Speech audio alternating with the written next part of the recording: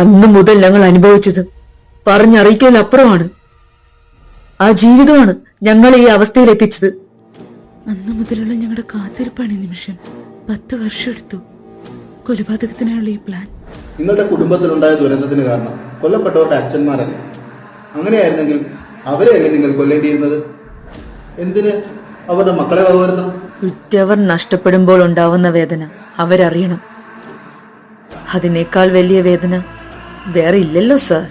ഒന്ന് ചിന്തിച്ചാൽ നിങ്ങളുടെ ഭാഗം ശരിയാണ്. പക്ഷേ നിയമത്തിന് മുന്നിൽ നിങ്ങൾ തെറ്റുകാരാണ്.